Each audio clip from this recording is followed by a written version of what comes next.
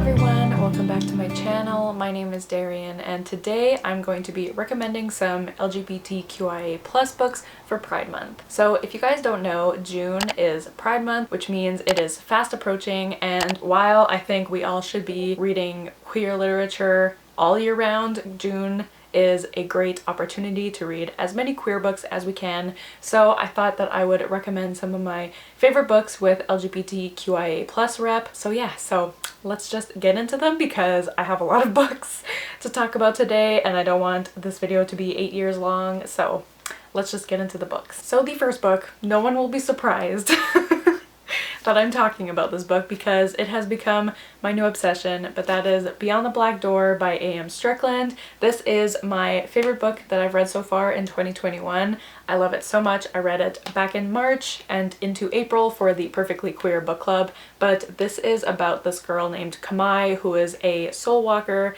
which basically means when other people are asleep she can kind of go into their souls while they're dreaming, and ever since she can remember, every time she has traveled into someone's soul, there has been this mysterious black door there, and her mother has always warned her not to open the black door, but after the death of her mother, things happen. She ends up opening the door. I'm sure no one is surprised, and then we go from there, and this book is so amazing. I love this so much. And also Kamai is discovering her asexuality throughout this book, and the ace rep in this book is just flawless. I have never felt so seen in a book before. I just it meant a lot to me. There's also a trans character who is very prominent in the book, and the book also just discusses gender and sexuality in such a beautiful way. There's one scene in particular in which they discuss gender and sexuality using this moon chart, and that scene brought tears to my eyes.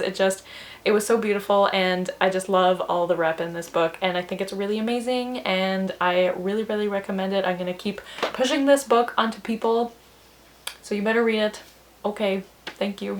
This next book is one that came out last year and it was really popular, but I still want to recommend it to people because I feel like the buzz around this book has kind of died down since it came out, but that is You Should See Me in a Crown by Leah Johnson. This book is just so freaking precious. It is so cute. It's about this girl who is in her graduating year of high school, and there's this school that she really wants to go to because she wants to go into the music program there, but after she finds out that she was rejected, she decides to run for prom queen at her school because the winner of prom king and queen wins scholarships, which, like, that's crazy. I don't know of any school that does that. I don't know if that's a normal thing in America. But anyways, so she decides to run for prom queen, and while she is in the race, I guess, she meets this other girl and they have a bit of a romance, and it is just so freaking cute. I love this book so much. It's just by the end you're just gonna be crying tears of joy. It is so nice. I would say trigger warnings for outing in this book, as well as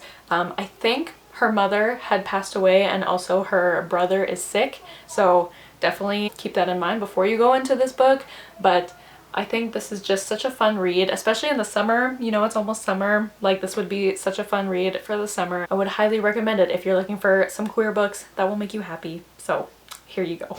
Next is another one of my all-time favorite books, and that is Summer of Salt by Katrina Leno. I absolutely love this book so much. I read it last year and I just have not stopped thinking about it since I've read it. I remember I gave it 4.5 stars when I first read it, but I think I have to up it to a 5 stars since then because the impact this book had on me, unmatched. So we're following this girl named Georgina.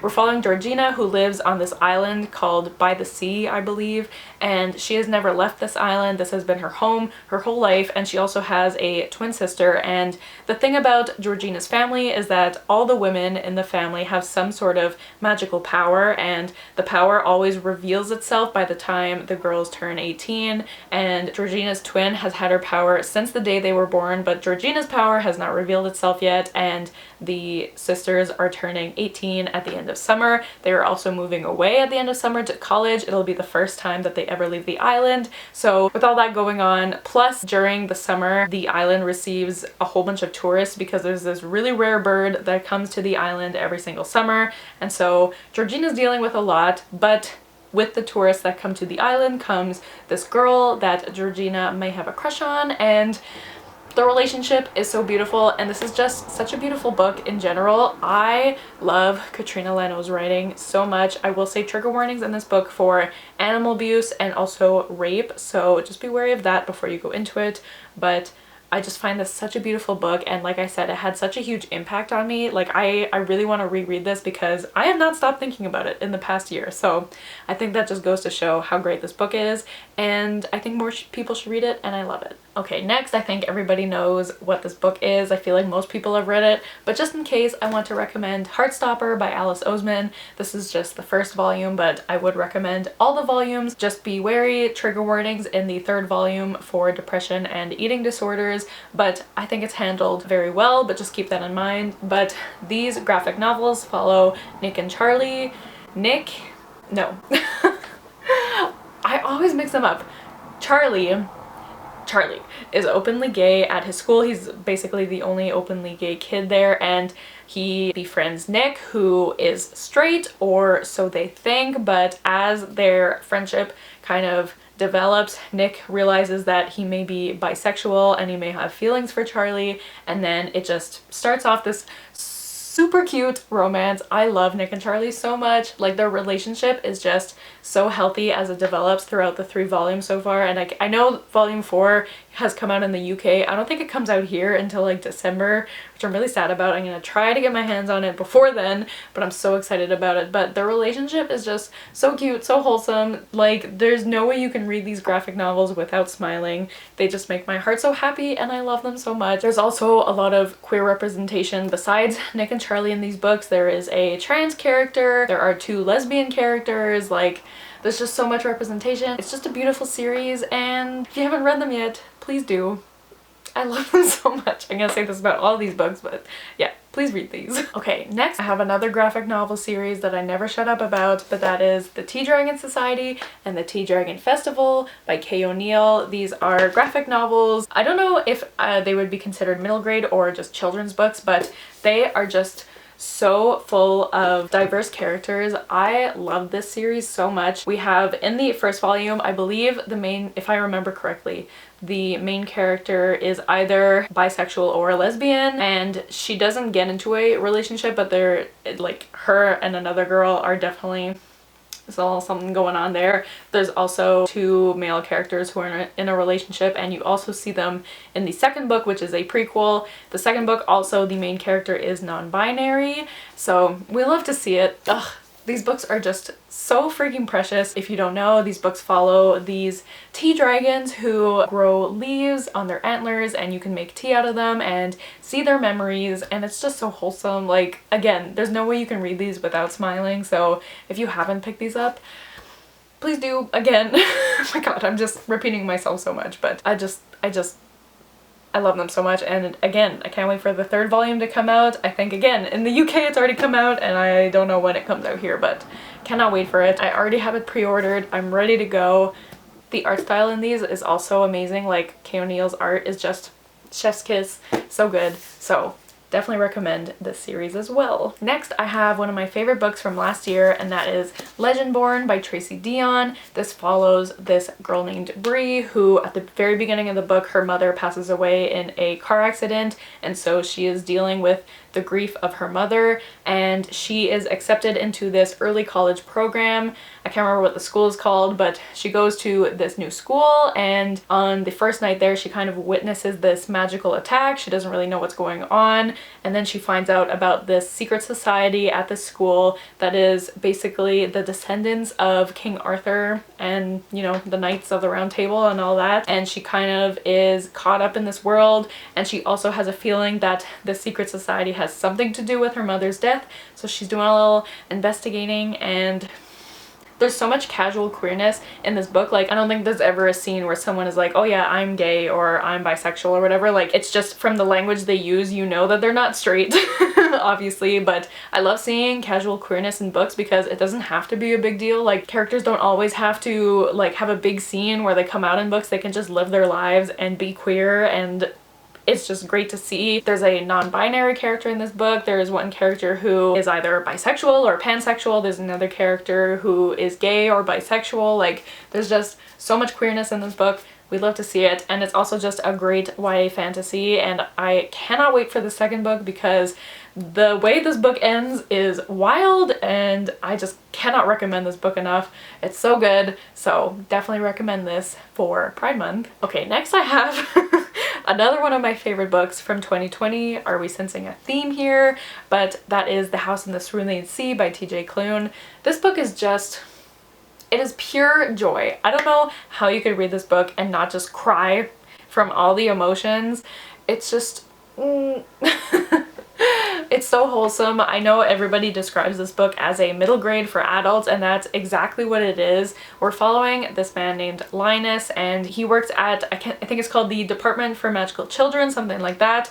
And essentially he goes to these orphanages that house magical children and makes sure everything is running smoothly and stuff like that. And he's a very like by the book guy. He kind of just lives a monotonous life, does the same thing every day, until one day he is tasked with a special assignment to go to this specific orphanage that is a house on the Cerulean Sea, and there they have some of the most dangerous children known to man. And he goes to make sure that the guy running that house is, you know, doing it well, and there's a little romance between Linus and Arthur, the guy running the house, and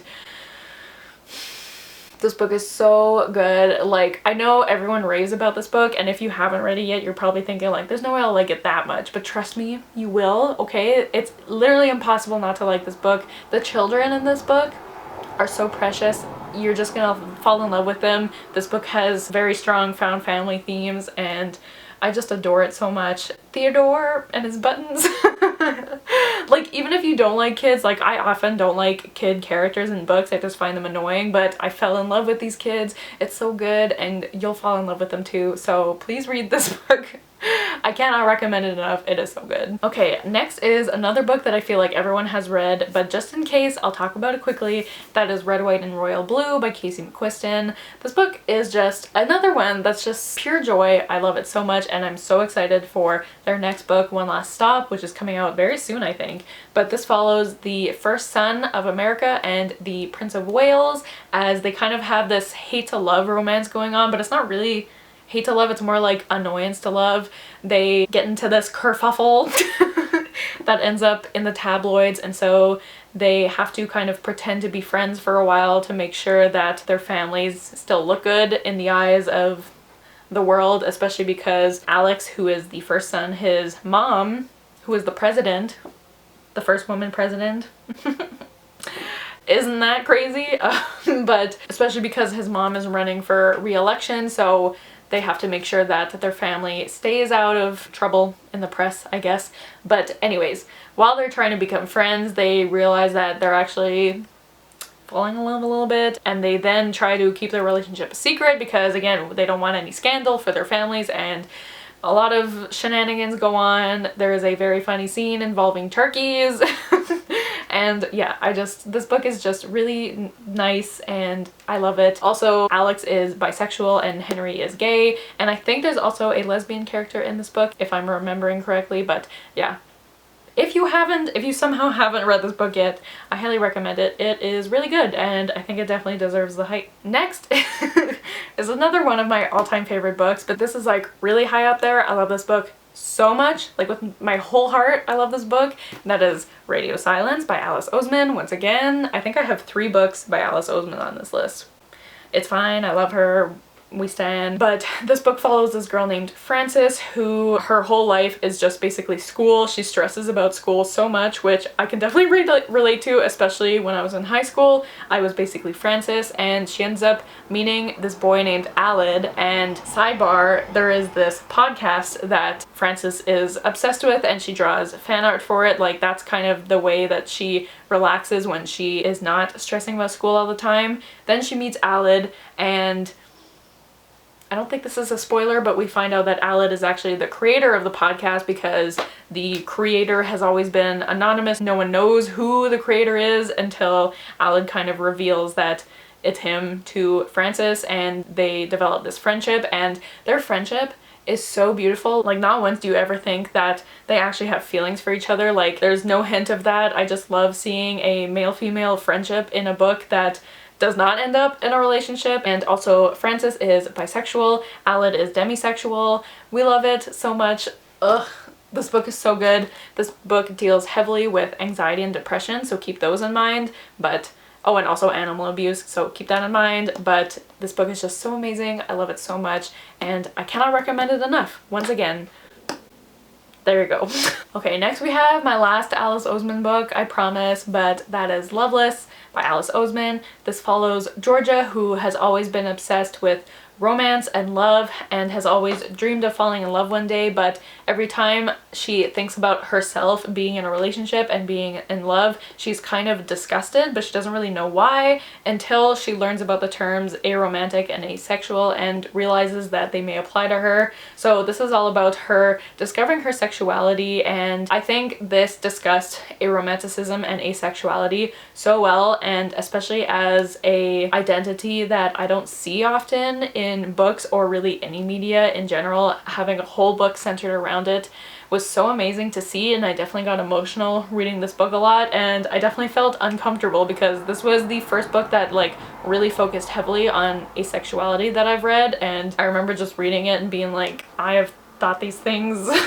I am uncomfy. So you can see how many tabs I put in this book, but I would definitely recommend this because, like I said, ace rep is definitely lacking in books, and so if you're looking for more books to read with ace rep, I would definitely start with this one because it focuses so heavily on it. And I mean, I love Alice Oseman's writing, and this book is great. Like all her books, they're great. It's great.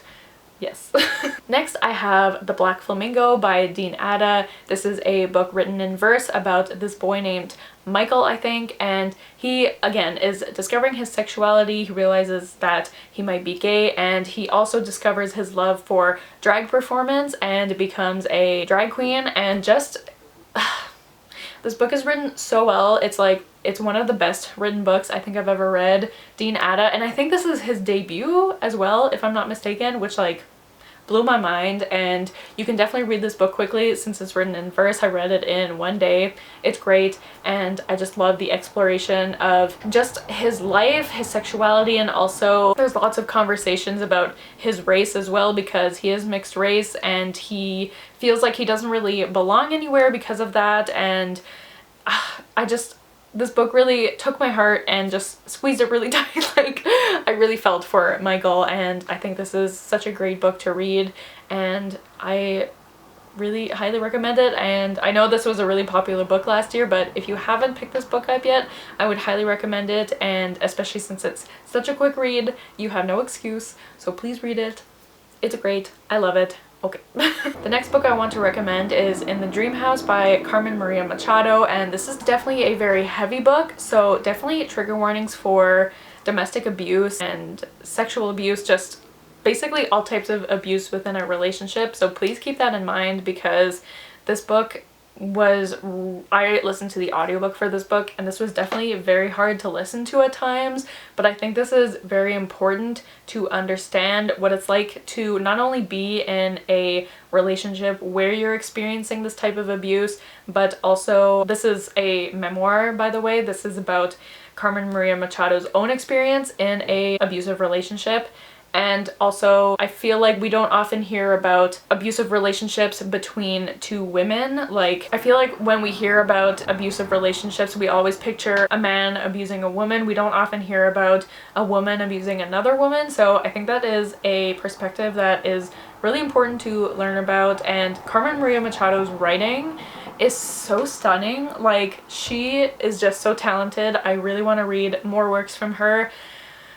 Like, I think this is definitely one of the most well-written books I've ever read, and if you can handle the subject matter, I would just highly recommend it. It is so well told. I know this is like not the happiest book to read during Pride Month, but it is also just a stunning read. So if you think you can handle it, I would definitely recommend this book. And finally, I have another book that I just love so much, and that is Full Disclosure by Cameron Garrett. First of all, her new book comes out so soon, like in a few days I think, and I am so excited because I love this book so much. In this book we're following, I think her name is Simone. Yes, Simone, and she is HIV positive, and she has always tried to keep this a secret because there was an incident at her last school where people found out and it did not end well. So at her new school, nobody knows that she is HIV positive until one day she gets this mysterious note saying that they know her secret, and if she doesn't stop spending time with this one boy that she has kind of started to get closer with, then that person is going to tell her secret to everybody. So she's dealing with that. She's also just dealing with having HIV. There's also, she is working on the musical at her school, which I loved so much because I love musical theater. I have always loved theater, and I used to do theater a lot, so that part of the book I really loved. But also there are discussions in this book. Simone is wondering if she's bisexual or not. She's not really sure. She has two very close friends. One of them is asexual. We love to see it. And her other friend, I believe, is a lesbian, unless she is bisexual. I honestly can't remember, but I know she is queer for sure. Simone also has two dads. There's another character who is gay. There's just so much queerness in this book. We'd love to see all of it. And I think this is also a great book to read if you want to know more about HIV, because this was the first fiction book that I read that dealt with a character who was HIV positive, and I felt like I learned a lot from this book. It was also just really interesting to explore how Simone felt about sex, because now that she was starting to get closer with this boy, she was thinking about sex more, but you know, there's this dilemma of how is she going to tell this boy that she's HIV positive, or does she even need to tell him? All these conversations that I think are really important, but the queerness in this book is just amazing, and I think it's just an amazing book in general, and I feel like it is a bit underhyped, so I would definitely highly recommend it. It's great, and it has a beautiful cover, so there's that too. So those are all my recommendations for LGBTQIA+ books for Pride Month. Let me know what are your favorite queer books to read, because I'm definitely looking for more. I have so many books on my shelves that I am hoping to get to soon, especially during Pride Month. I want to read as many queer books as possible. I cannot wait. But yeah, I hope you guys enjoyed this video. Don't forget to like, comment, and subscribe, and I'll see you guys soon with another video soon. Bye!